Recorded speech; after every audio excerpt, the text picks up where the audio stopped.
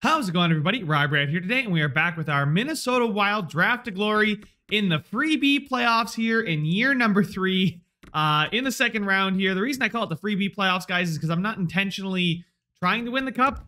We kind of made it and sold off and got first round picks. We didn't sell off many top players, but this is not exactly a star-studded squad that I would say deserves to be here. I mean, goaltenders in the 78, Cam Talbot, who's actually played okay. I mean, he's not played great. Let's keep it 100. It's been thanks to the offense. Takashi, Johansson, Kaprizov. That line is doing very, very well. Johansson's the only guy that's not a point per game, but even still, that line is very good. Greenway, then with Zuccarello and Fiala, is actually a bad-looking line. The only problem is I don't have much I can do besides maybe switching Zuccarello and Takashi. That's about the only thing I could hope to do. Takashi has been really good. He's a two-way forward, so hopefully help the line be a better plus minus. Then we got Hartman, Rossi, and Duar. Rossi with 2 points was a -3. Actually, I don't know if the Zuccarello, Fiala, Greenway, although they're all minuses, so I guess I'll have to wait and see how this series goes. And then we got Parise, Bitten, and Foligno. Parise was a -3, so yeah, I think once I moved him all the way down to the bottom line, I think that's when we started to pick things up again.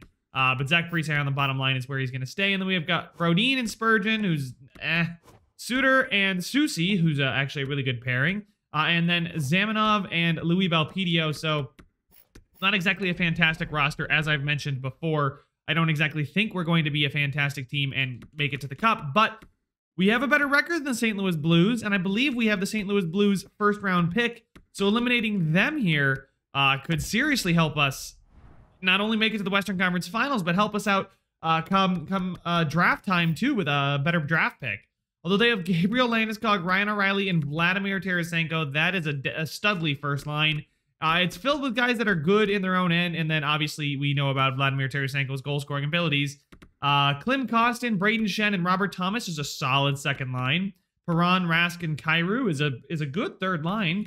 What line hasn't been playing well? So their top 6 has been playing well. Maybe it looks like their third line seems to be their only weak line. Sorensen, Sundqvist, and Sammy Blais there as well. Sammy Blais, I think, is better than his 79 overall suggests. That could be simply down to morale, and that could be something I look to check out in the well, I can't, never mind. I am already trying to acquire Sammy Blais before the season, before this round even starts, and I can't acquire players because of the Draft of Glory. Anyway, Torrey Krug and Justin Falk is a good first pairing. Nick Leddy and PK Subban, so PK Subban may have lost a step, but still remains good with his awareness. And then Vince Dunn and Nicholas Jarmelson there. That's a good pairing if you ask me. I like that a lot. Has it sim well? Yes, it has. So the middle pairing, again, is their weakest pairing. And then Frederick Anderson in goal for them. How did he do this season? He was okay this season. He was pretty solid, I'd say. But so far in the playoffs, he's been rather elite. Okay, so that's not a good sign for us. Let's check out how them as a whole, the Blues, have done as far as team stats. Taking a look in the Western Conference here, sorting by wins, we should get to the St. Louis Blues, who have scored 3.6 goals for per game, which is fewer than our 4.43, but have allowed nearly half of the goals that we allow per game. We allowed 4 goals against per game, where they only allowed 2.4. So our strength is offense, their strength is defense. Which one's going to come out on top here? I have no idea, but I'm ready to get into it, guys. I am excited for the series. Again, I'll keep using this phrase throughout the entire playoff run. We're playing with house money. We got to go out there, play loose, and just have some fun. And whatever happens, happens. But we're going to go ahead, jump into game number 1. And we have home ice advantage if that means anything in the simulation. I don't know. I don't think it does. But we have it. So there we go. First period. Home ice advantage not coming into effect there is Shen on the power play and PK Subban as well. Subban in that middle pairing, like I said, still a very, very quality player. Second period, we do get one back with Duar, probably his first career playoff goal. And that cuts the lead to 1 for us. A very, very manageable deficit here with a power play opportunity, a chance to tie it. We cannot, and we give away a penalty right away, and St. Louis takes that advantage and converts it into a 2-goal lead. But Matt Zuccarello gets us back to within 1. His goal from center ice there cuts it to 1 before Landeskog extends it back to 2 with 3.5 to go. Falk scores the empty netter, and it's a 5-2 win for the St. Louis Blues. I just want to do a quick check. There's not much I can do, but no, anybody particularly bad? I can't exactly say yes. Stussy and Suter were a good pairing, but, you know, it is what it is. I'm not going to be too upset about things there. 5-2 loss. Really not sure what to do. Every line seemed to be good except for the penalty kill. So maybe the penalty kill needs a fresh face or two. Takashi and Bitten, Greenway and Hartman. Let's get Greenway up there with Takashi and then Hartman. And then we'll get Marcus Johansson here. Why not get Marcus Johansson in there? He's got really good defensive stats. Takashi and Greenway both have good defensive stats as well. Hartman is known to score goals. Wow. Shorthanded. So maybe I'll keep him in there. Maybe I won't. We'll take a look at our best defensive players. Johansson, Takashi, Greenway. And we'll put in Zach Parise. Apparently he's got one of the better defensive. I think I might put in Zach Parise simply because he's got, he's got to get some ice time from somewhere, right? Zach Parise there. I'm not going to worry about the -1. It's not the end of the world. Let's go ahead. Those are all the changes I'm making, trying to freshen up the penalty kill because they scored 2 power play goals. So hopefully we're able to stem the tide there. First period, it's 1-0, and this one was not on the power play, but it was even strength as Tarasenko scores on Talbot, 1-0 for St. Louis after the first period. Second period sees Torrey Krug score on the power play, and guys, I think it's just their power play's got too much talent. We don't have enough scoring talent to combat it, plus we do tend to have a tendency to take a few penalties. Speaking of penalties, we kill some off there, so the penalty kill does its job, but halfway through the period, we still have a 2-goal deficit. Power play with an opportunity, and Tarasenko's going to score after the power play expires. 3-0 lead for St. Louis, and it looks 4-0 lead for St. Louis, and it looks even more likely that they are going to take a 2-0 series lead after winning both games on the road. And now I got to double check, what's not working. Is it still Johansson, Kaprizov, Brodin, Parise, Fiala, Hartman, Belpedia? Oh God, it's everybody. And who's taking an extended amount of penalty minutes? Greenway got a 5-minute major for fighting. Takashi, Belpedia, and Fiala. I can't really bench those guys any further down because they are really good. I think I may move Takashi down here for Jordan Greenway. Just give him a little bit more ice time. Kaprizov there is still going to play up there. I do like how Craig Takashi is playing in this postseason, but I am going to move him down. Let's take a look at the power play as well. We need to start scoring some special teams goals because that's where we're going to really make our money. I think that's about as good as I can make it. Second pairing is, it's about as stacked as it gets, boys. We'll move Craig Takashi up. He's earned it. He's played well in this postseason, so we're going to give him the extra ice time there on the power play after demoting him at even strength at the second line. That's more so to prevent the second line from being bad defensively. And Zuccarello's better offensively, I would say. So we're going to try and see if he can spark some offense from that top line after only scoring 2 goals through 2 games. We need to score more goals. That's a matter of fact. I can't do anything about it. We just got to hope that we grow. And we hope that some of the bounces go our way and maybe get some power play goals this game. First period, 1-0 with Ruslan Zamanov with the goal. 1-0 on Frederick Anderson there. That's beautiful. That's a great way to start, especially with the shot differential. Second period. Oh boy, the offense came to life with Duar, Johansson, and then Fiala. So everybody chipping in here from top to bottom. You love to see that. A 4-0 lead. A power play for St. Louis gets killed. You love to see that too. We can't score on our power play. They come right back with a power play of their own. Score 1, and Landeskog scores 1 minute later. It makes this nervy now. A 2-goal lead with only 6 minutes to go, but it was 4 earlier in this period. So hopefully we can get through the rest of this 2.5 minutes. 90 seconds here. No empty netters, but it is a victory for your Minnesota Wild. If we're only going to win on the road, that seems to be a slight problem. The Parise, Foligno, Bitten line was a -1, but, it is what it is. Zach Parise took 10 faceoffs, won 4. I wonder if I have him playing center on that second line. And Matt Zuccarello with 11 points in 10 games played. Very, very nice to see Zuccarello reward me with some more ice time. But no, it does seem like I did the right thing there, moving that like that. Okay, so we scored 4 goals, doubling our tally for the entire series. So we now have 6 goals through 3 games, which is still not enough goals, but it's getting in the right direction. All that matters is we outscore them on a game-to-game basis, obviously. But that's really all I'm looking for. I'm not trying to look for domination. I'm just trying to look for score one more there than they do in 60 minutes, and I'll be happy. First period. We do not get off on the right foot with that mentality, being down 1-0 to St. Louis through 1. Second period, Marco Rossi scores another, and it's 1-1. Your Minnesota Wild, we have no quit. Kaprizov gets us a 2-1 lead, and we threw it away with a Tarasenko goal just 2 minutes after. We didn't hold on to it at all, but we are able to kill off the power play of St. Louis, which is good to see our penalty kill stepping up and doing big things. With 4 minutes to go, 3 minutes, are we going to have an overtime game, or is there a late hero? There is no late hero, ladies and gentlemen. It is time to get into overtime of game number 4. For most of last series, guys, overtime was not our friend, but Game 7 overtime was. We have that clutch gene on the team. Will it come in handy here with a chance to even the series? Not equal the series. That's not how you say it. Cam Talbot with a good save. And, oh, look at Spurgeon getting in between Tarasenko and Talbot. Love to see that. As long as he doesn't slam somebody's head into the ice or sucker punch somebody after crouching on their neck, I'll be fine with it. Anyway, puck drop here. After that quick whistle, first 30 seconds of the overtime period, St. Louis already has a shot. Ryan O'Reilly winning faceoffs, but we are able to clear the puck with a good poke check. Kaprizov on the forecheck, unable to get there, but an interception there. Johansson now finds Kaprizov with the dangle, tries to dangle again. A bit too much there from Kaprizov, and now Jordan Greenway going to work down low. Good big physical body on Tarasenko. And, ooh, watch the penalty there, Johansson. Johansson with a good little stick, but it still falls through to Falk, but Brodin now gets the puck. He's going to find Johansson. Johansson doesn't really have too much support. He's going to do a nice little saucer pass, find Greenway, who tries to cut to his forehand. Probably should have used his big body and drove backhand, but decided to try and pull it to his forehand. Couldn't get that one through. And Captain Spurgeon with the block. I didn't know Spurgeon was our captain.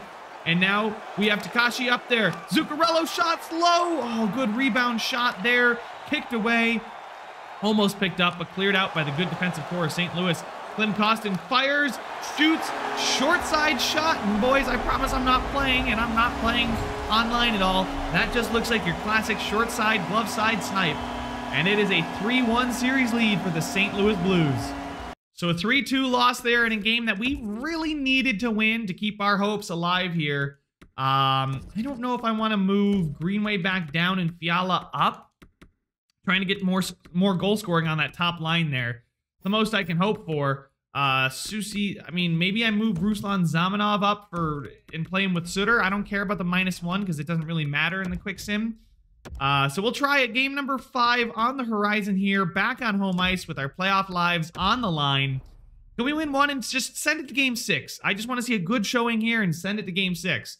That's what I'm looking for right now. First period. Well, playoffs were fun, boys. Justin Falk on the power play. Landeskog, Tarasenko, and Perron. Zuccarello scores on Anderson there. Cuts it to 3, but that's probably all she wrote.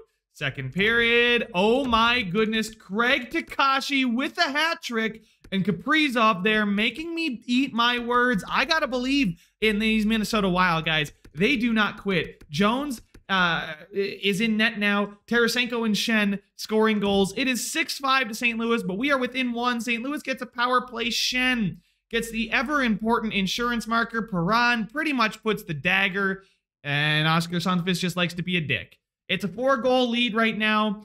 Halfway through the period, 10 goals there, 10-5. St. Louis's offense comes alive. And we get doubled up in a game 5 here with our playoff lives on the line. Craig Takashi scores his 4th. I love you, Craig Takashi. I'm never going to trade you. Fights until the very end, the kind of player I want on my team.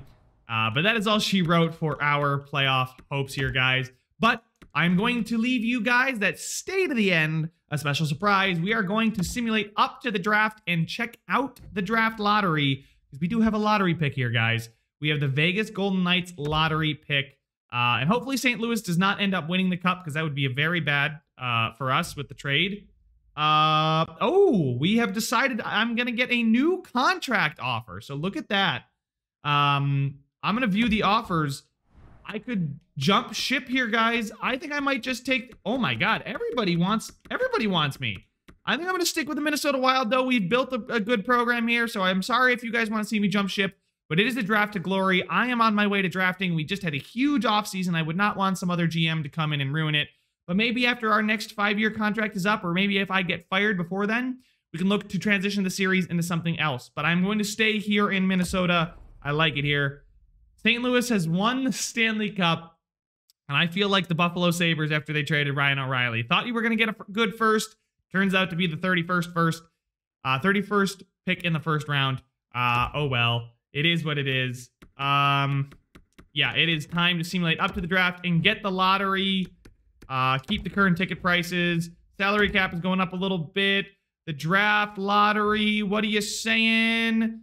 10th. So we are picking 10th overall. Colorado jumps 6-1, Detroit 8-2, and Boston from 5-3. So in a season with a lot of movement, we just couldn't quite get that extra bit of luck on our side.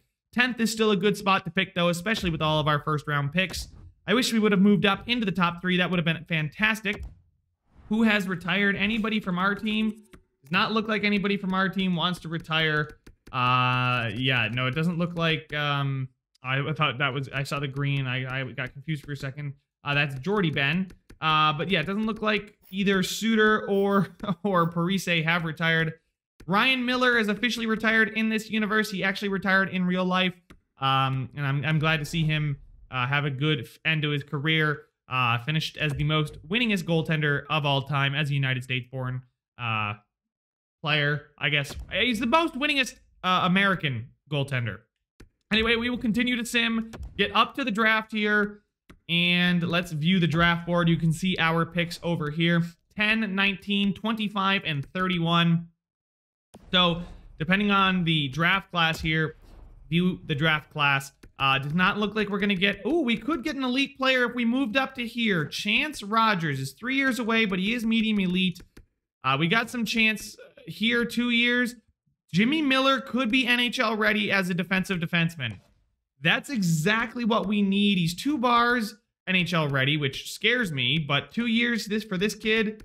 This right defenseman, the 17th pick, is 3 years away, but is also medium elite. Oh man, I would love to move up and get him. 3 years away, 3 years away, 3 years away for those guys. Or maybe I just take him with my pick, and then I can not take this guy, but take one of these guys, potentially. 4 years away for him. Okay. I don't like the lack of scouting that we did here. We know a little bit about everybody, but not a lot about anybody. Oduya, 2 years away for Omar Malhotra, and that looks like what I'll be going for, except for Burkholz here is 2 years away. It's okay. Carter Burkholz will be our pick at 31. We know that without a shadow of a doubt. He's 2 years away. Looks really freaking good and could potentially be a medium elite there at the end of the first round. Mironov, 3 years away. That's fine. Do we know anybody else later on in the draft that would be worth a shot? But Cogliano here at 17. Our pick is 10, which is tough. I'll pin him, but it's tough. Do I move back or do I stay where I am? And then we have a power forward here at pick number 93, which would be the very end of the third round. So potentially with our third round pick, I could look to take Alexander Gonchar, the right winger. But you guys can see here our picks near the 20s. They want us to take Carter Lampkin. There's Matt Stromberg, but I want guys that are closer to the NHL. I simply do want guys that are closer to the NHL. Let's see here. I'm going to just go through all the medium elites. We know for a fact that Will Thompson is low elite. The left defenseman is also 2 years away from the NHL at pick 171. Oh, boys. Christian Takashi. We got to take Christian Takashi, too. Oh, my goodness. We got to take Christian Takashi. He could be low elite as well at 160. What picks do we have? What pick numbers? Hold on. We know 171. 160 here. We could take Christian Takashi with our 5th, and the other low elite, the Belgian, with our 6th, and we can get some pretty fun guys on the squad. But what do? Do I move up from 19 to get that guy at 17? Or do I move up and try and get one of these guys in the, like, these guys are all NHL ready. They are all NHL ready up here. I could go after Dorian Seabrook, balance, shoot, energy, balance. I could go up to try and go up to 2. Cristiano Hill looks really, really, really, really, really good. A minus. Like, he's absurd. So is the first overall power forward. But then we got 2 NHL ready defensemen. Terrell Merritt, it lacks size, but he's a fantastic offensive defenseman. Plays like PK Subban, is got pinch cycle. Jesus. Pinch cycle. Matthew Christie, what do you like? Pinch cycle. He would fit the top pairing. He would fit. So I can try and move up and go to 5th and get a guy like Terrell Merritt if he falls to 5. I could go up to 9 and take a guy like Chance Rogers, who seems to be 3 years away from the NHL, but looks very good. He's only 5'8", the diminutive, you know, sniper. Could be a Cole Caulfield regen, question mark? But you guys can see here, Tommy Woodworth is 3 years. Braden Cogliano is 3 years, but is guaranteed medium elite. Carter Lampkin is 3 years. Do we have anybody that's earlier than 3 years? There's 2 years here with Stanley Woods. We could end up taking Stanley Woods, who's got 2 years until he's in the NHL. We know that for a fact. Braden McCann is 2 years away from the NHL. We know that for a fact. Jimmy Miller could be NHL ready, but I don't trust his potential of anything special.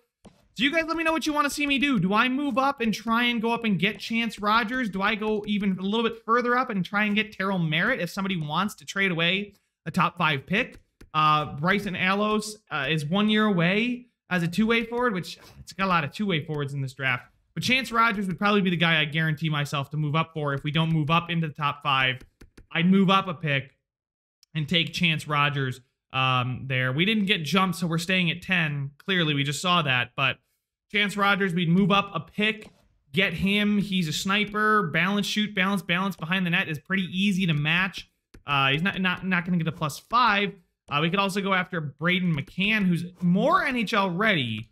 To be fair, Braden McCann is more NHL ready. And then there's Jimmy Miller, who's 2-bar NHL ready. We don't know how ready he is, though. We know that Braden McCann is 2 years away. Guys, there's a lot of options here. Those of you that stuck around, I really want to hear your thoughts. Sometimes I don't know what to do, and just interacting with you guys, even if I don't go with what you say, it helps me rationalize what I'm doing and what I'm going to do next. But this is a point, guys, where I really need your help. We know for a fact we're going to take some late round guys. I've got them pinned. Let's see here. Where are they? There they are. We got Will Thompson, who will take in the 6th. Christian Takashi, who will take in the late 5th. We got Carter Burkholz, who will take with our 4th first-round pick. We've got Cogliano, and then we've got Gonchar, who will take in the 3rd. Guys, we're going to have an absolutely fantastic draft, so make sure to subscribe and turn on the little bell so you guys get notified when I post this video next week. But this could be one heck of a draft with a future here. It's all kind of falling perfectly for us to go ahead and get every single one of these guys. I know Christian Takashi is 5 years away, but he's got low elite. And again, could be a guy I'd maybe move on from. And the storylines, boys. Craig Takashi's younger brother, Christian Takashi. Gotta reunite him. Anyway, guys, that's all the time I have for this one. Make sure to leave a like if you enjoyed it. Subscribe if you want to see some more. And I will see you guys in the next one.